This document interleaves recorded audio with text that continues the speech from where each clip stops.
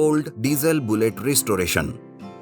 दादी माँ घर के आंगन में बैठकर दादाजी के बुलेट को देखकर कुछ सोच रही थी कि तभी वहां उनका बेटा बिरजू आता है और वो कहता है, अरे फिर से शुरू हो गया माँ तुम्हारा, आज फिर से पिताजी की याद आ रही है क्या? अरे तुम जैसा नालायक बेटा हो तो मुझे तो इनकी याद आएगी ही ना। कब से कह रही हूँ कि पिताजी के जैसे बन, इस डीजल बुलेट का रिस्टोरेशन कर, पर नहीं, तुम तो मेरी इच्छा पूरी ही नहीं कर रहे हो। माँ, मैंने पहले ही कहा था ना कि मैं पुलिस नहीं बनूंगा, मुझे तो मेरी खेती बाड़ी में ही ज्यादा इंटरेस्ट है। इस तरह माँ बेटे दोनों भी झगड़ते रहते हैं। दरअसल दादाजी एक पुलिस इंस्पेक्टर थे। वो अपने जमाने में वर्दी पहनकर बड़ी ही शान से बुलेट से पुलिस स्टेशन जाया करते थे। दादी पिताजी को भी पुलिस बनाना चाहती थी, पर यह ना हो सका। इसलिए हमेशा दादी पिताजी से इस बात के लिए झगड़ती रहती थी और रोहन हमेशा उनके झगड़े को रोकता था। अरे अरे पिताजी, दादी माँ, आप दोनों फिर से झगड़ने लगे। पता नहीं आपका ये झगड़ा कब बंद होगा।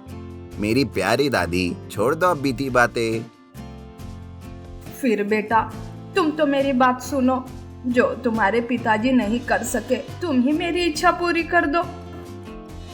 अरे माँ, अभी उसकी पढ़ाई लिखाई करने की उम्र है, उसे इस बातों में क्यों लगा रही हो? और उसे क्या करना है ये उसकी मर्जी है। अब तो तू हम दोनों दादी और पोते के बीच में मत आ। जाके तू अपना काम कर। आज से मैं किसी को कुछ नहीं कहने वाली। दादी नाराज होकर वहां से चली जाती है। रोहन 12वीं पास कर लेता है। वो आगे की पढ़ाई के लिए शहर जाता है। शहर जाते वक्त वो दादी का दुखी चेहरा देखता है और कहता है, अरे दादी, देखना एक दिन तुम्हारी ये इच्छा जरूर पूरी होगी, इसलिए मुझे ऐसे दुखी होकर विदा मत करो। चलो अब हंसकर दिखाओ। इस तरह रोहन दादी का आशीर्वाद लेता है और आगे की पढ़ाई के लिए शहर निकल जाता है। गांव में दोनों माँ बेटे रह जाते हैं और रोजाना हमेशा प्यार वाले झगड़े चलते ही रहते हैं और दादी हमेशा दादाजी की बुलेट को देखकर उन्हें याद करती रहती है। उधर शहर में रोहन सोचता है, दादी को पता भी नहीं कि मैं किसकी पढ़ाई करने आया हूँ। मुझे ऐसे पुलिस की वर्दी में देखेगी तो उन्हें बहुत ही खुशी मिलेगी। रोहन शहर में पुलिस की ट्रेनिंग लेता है। घर में किसी को कुछ पता ही नहीं रहता। ऐसे में एक दिन शहर से रोहन घर वापस आता है और चुपके से दादाजी की बुलेट वो ले जाता है। घर में बिरजू और दादी को लगता है कि किसी ने बुलेट चुरा ली है और दादी कहती है, मेरे पति की आखिरी निशानी पता नहीं किसने चुरा ली। अरे ओ बिरजू, ये सब तो तुम्हारी वजह से हुआ है। अरे माँ, तुम हर बात के लिए मुझे ही क्यों जिम्मेदार ठहराती हो? जाने दो बुलेट को, वैसे भी वो पुरानी हो चुकी थी, किसी काम की नहीं थी वो। अरे कैसी बात कर रहा है रे तू? तुझे तो अपने माँ बाबा की जरा सी भी कदर नहीं है। काश अभी मेरा पोता यहाँ होता तो वो डीजल बुलेट ढूंढ लाता। बिरजू बुलेट के लिए कुछ नहीं करता है। दादी बुलेट के लिए रोती ही रहती है। उधर रोहन बुलेट को शहर ले जाता है और वहां पर एक गराज में ले जाकर उसका रिस्टोरेशन करवाता है। कुछ ही दिनों में डीजल बुलेट का रिस्टोरेशन पूरी तरह से हो जाता है। दादाजी की डीजल बुलेट एकदम नए जैसे चमकने लगती है। रोहन की भी पुलिस की ट्रेनिंग पूरी हो जाती है और वो पुलिस की वर्दी में दादी से मिलने डीजल बुलेट से गाँव आता है। डीजल बुलेट की आवाज सुनते ही दादी चौकन्नी हो जाती है और घर के बाहर आकर देखती है तो हैरान हो जाती है और कहती है, अरे ये कौन है जो डीजल बुलेट से आ रहा है? दिखने में तो ये बिल्कुल इनके जैसे दिख रहा है। दादी रोहन को पहचान नहीं पाती और तभी रोहन उसके पास आकर कहता है, क्यों दादी, दिख रहा हूँ ना दादाजी के जैसा। रोहन, क्या ये तुम हो? और ये डीजल बुलेट, ये सच है या सपना? दादी रोहन को और डीजल बुलेट को छूकर देखती है। उसे बहुत ही खुशी मिलती है। उसके पिताजी भी वहां आते हैं और वो कहते हैं, अच्छा, तो वो चोर तू था जो डीजल बुलेट चुरा ले गया था। पर बेटा, ठीक ही किया तुमने। जो मैं नहीं कर सका वो तुमने तो आखिर कर दिखाया। उस दिन के बाद से रोहन डीजल बुलेट से ही ड्यूटी पर जाता और कभी कभी दादी को भी उसी डीजल बुलेट से गांव के चक्कर लगवाता। तंदूरी पनीर सैंडविच वाले की सफलता। मनमोहन का तंदूर पनीर सैंडविच का एक होटल था। उसके सैंडविच बहुत ही फेमस थे। मनमोहन ने इस होटल से खूब पैसे कमाए थे। उसका सब कुछ अच्छे से चल रहा था। उसका खुद का घर था, बेटा कॉलेज में पढ़ रहा था, उसे किसी बात की कोई कमी नहीं थी सिवाय दुश्मनों की।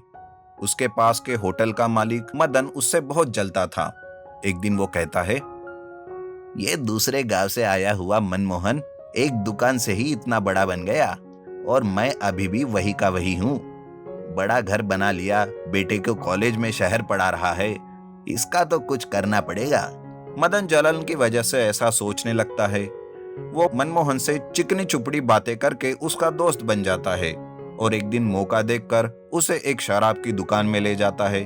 तब मनमोहन कहता है, अरे मदन, मुझे शराब का शौक नहीं है, मैं इसे हाथ भी नहीं लगाता और वैसे भी इसके फायदे कम और नुकसान ही ज्यादा है। अरे मेरे दोस्त, थोड़ी सी पीने में कोई बुरी बात नहीं है, इसे पीकर तुम्हें बुरा नहीं बल्कि अच्छा महसूस होगा। ऐसा कहकर मदन उसे जबरदस्ती से शराब पिलाता है। मदन ने पहले ही मनमोहन के तंदूरी पनीर सैंडविच होटल के कागज बना लिए और जैसे ही उसे ज्यादा शराब चढ़ गई तब मदन उन कागजों पर उसकी साइन ले लेता है। मदन बहुत खुश हो जाता है। मनमोहन शराब के नशे में गाड़ी चलाते घर आते रहता है कि तभी उसका एक्सीडेंट हो जाता है और उसे अस्पताल में भर्ती किया जाता है। तब उसकी पत्नी मीरा कहती है, आप बिल्कुल भी चिंता ना करें जी, आप जल्दी से जल्दी ठीक हो जाओ। मीरा उसे तसल्ली देती है। एक्सीडेंट की वजह से मनमोहन बुरी तरह से घायल हो चुका था। पूरे 1 महीने उसे अस्पताल में ही रहना पड़ता है। उसके इलाज का खर्चा भी बहुत था। पूरी तरह से ठीक होने के बाद वो जब घर आता है तब कहता है, अरे मीरा, ये किसका घर है? हम यहाँ क्यों आए? ये सब क्या हो रहा है मीरा? आपके इलाज के लिए मैंने अपना घर बेच दिया। उधर बेटे को भी तो फीस की जरूरत थी और आप ऐसे। फिर मैं क्या करती? मुझे उस वक्त जो उचित लगा बस मैंने वो किया। और हमारा होटल कहाँ है? अब तो वो हमारा नहीं रहा। आपके अस्पताल जाते ही मदन ने उस पर कब्जा कर लिया। मीरा की बातों से मनमोहन बहुत दुखी हो जाता है और कहता है, मुझे माफ कर दो मीरा, मैं तुम्हारा गुनहगार हूँ। मैं तुम्हारा नहीं बल्कि हम सब का गुनहगार हूँ। उस दिन मदन ने ही मुझे शराब पिलाई और उसी ने ये सब किया। मैं उस मदन के बच्चे को नहीं छोड़ूंगा मीरा। मनमोहन ऐसा कहते हुए गुस्से से होटल चला जाता है, लेकिन अब वो होटल उसका नहीं था बल्कि मदन ने उसे शराब की दुकान में बदल दिया था। तब मनमोहन मदन से कहता है, मदन, तुमने ये बिल्कुल भी अच्छा नहीं किया। मुझे शराब पिलाकर तुमने मुझे फंसाया है, लेकिन कोई बात नहीं, मैंने जो कुछ भी खोया है मैं फिर से उसे वापस हासिल करूंगा। देखना, तुम्हारी ये शराब की दुकान बंद करके ही रहूंगा मैं। हाँ चल जा बे जा, बड़ा आया मुझे धमकी देने वाला। अगर हिम्मत है ना तो अपने आप को वापस खड़ा करके दिखा। आया बड़ा। मदन उसकी धमकी को नजरअंदाज करके उसे धक्का देते हुए दुकान से निकाल देता है। मनमोहन बहुत दुखी हो गया था, लेकिन उसने हार नहीं मानी थी। वो अपनी पत्नी मीरा के साथ फिर से अपना तंदूरी पनीर सैंडविच का ठेला खोलने की सोचता है। तब उसकी पत्नी कहती है, देखना जी, फिर से वही भीड़ जमा होगी। हमारा व्यापार बहुत ही अच्छे से चलने लगेगा और हम अच्छे खासे पैसे कमा सकेंगे। उस दिन सच में तंदूरी पनीर सैंडविच खाने के लिए भीड़ जमा हो गई। तब एक आदमी उसे कहता है, अरे मनमोहन, तुम नहीं थे तो हम सब ने तुम्हारे तंदूरी पनीर सैंडविच को बहुत मिस किया यार। तुम्हारे जैसा तंदूरी पनीर सैंडविच यहाँ कोई नहीं बनाता। वाह, मजा आ गया दोस्त, इतने दिनों के बाद आखिर तंदूरी पनीर सैंडविच खाने के लिए मिल ही गया। इस तरह से हर कोई मनमोहन के सैंडविच की तारीफ करने लगते हैं। उसका व्यापार फिर से तेजी से बढ़ने लगता है। उधर मदन उसे रोकने की बहुत कोशिश करता है, लेकिन वो उसे रोक ही नहीं पाता। मनमोहन के पास वापस पैसे आने लगते हैं। अब वो मदन के शराब की दुकान के खिलाफ मोर्चा निकालता है। शराब की दुकान बंद हो इसलिए दूर दूर तक जाकर वो अर्जी करता है और आखिरकार सरकार मदन की शराब की दुकान बंद करने की ऑर्डर देते हैं। तब मनमोहन खुद वो दुकान खरीदता है और मदन से कहता है, देखा मदन, मैंने कहा था ना कि मैं मेरा सब कुछ वापस हासिल कर लूंगा और तुम्हारी ये दुकान बंद कर दूंगा। आज मैंने वो कर दिखाया, आप क्या कहोगे? मदन मनमोहन को वापस कोई जवाब नहीं देता और वो अपनी गर्दन नीचे झुकाकर वहां से चला जाता है और गांव छोड़कर कहीं और बस जाता है।